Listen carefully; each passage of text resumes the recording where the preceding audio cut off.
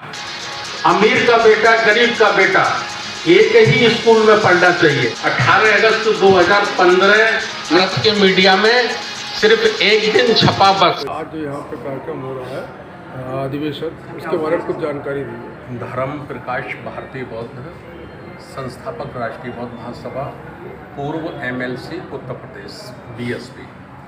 आज हमारा एक दिवसीय उत्तर प्रदेश का धम्म प्रांतीय अधिवेशन है लखनऊ में, और इसका उद्देश्य है हम भारत को दोबारा से अखंड राष्ट्र बनाना चाहते हैं। अशोक सम्राट के सपनों का भारत बनाना चाहते हैं, और ये अशोक सम्राट के सपनों का भारत बनाने के लिए हमें तथागत भगवान गौतम बुद्ध की जो शिक्षा है, जो उनका धम्म है, उस पर हमें चलना पड़ेगा, उसको हमको मानना पड़ेगा।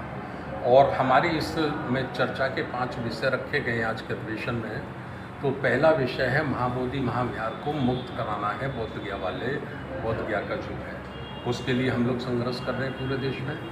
दूसरा है कि बौद्धों का पर्सनल कानून बनना चाहिए, जैसे मुसलमानों का है, ईसाइयों का है, सिखों का है, हिंदुओं का है। तो बौद्धों का पर्सनल कानून नहीं है, तो बौद्धों का पर्सनल कानून बने, उसके लिए हम लोग संघर्ष कर रहे हैं। माता सावित्रीबाई फुले जिन्होंने सर्वप्रथम भारत में महिलाओं को शिक्षा देने का काम किया, जबकि हमारे यहाँ जो व्यवस्था थी मनुस्मृति के आधार पर, तो ब्राह्मण की बेटी, वैश्य की बेटी और राजपूत की बेटी भी शिक्षा ग्रहण नहीं कर सकती थी, नारी शिक्षा प्रतिबंध थी। तो उन्होंने उसको तोड़ा और नारियों के लिए स्कूल खोले, विद्यालय खोले उन्होंने 1848 में। तो उनको भारत रत्न की उपाधि से सम्मानित किया जाना चाहिए। ये हमारी भारत सरकार से डिमांड है, उस पर हम काम कर रहे हैं। चौथा है हमारा शिक्षा का राष्ट्रीयकरण और निःशुल्क शिक्षा।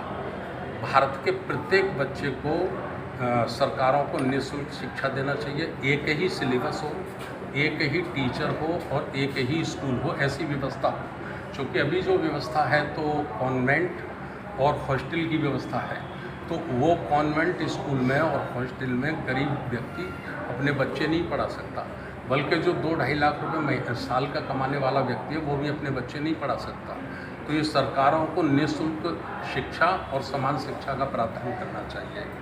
और हमारी 5वीं मांग है जिसकी हम आज चर्चा करेंगे, तो बाबा साहब डॉक्टर अम्बेडकर, संत रविदास, संत कबीर और जितने भी महापुरुष पैदा हुए हैं जिन्होंने मानव और मानवता के लिए काम किया है, उनके जीवन संघर्ष को पाठ्यक्रम में शामिल किया जाना चाहिए, उनको पाठ्यक्रम में पढ़ाया जाना चाहिए।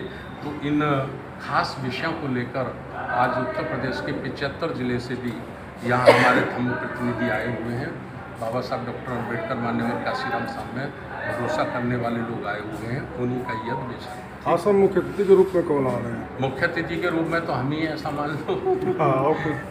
और है हमारे राष्ट्रीय अध्यक्ष BS बोध जी हैं, बाबूजी राजा राम मानन जी हैं, और विशेष रूप से हमारे बीच में विश्वनाथ जी हैं जो उपाध्यक्ष हैं अनुसूचित जाति जनजाति वित्त विकास निगम के, वो भी हैं।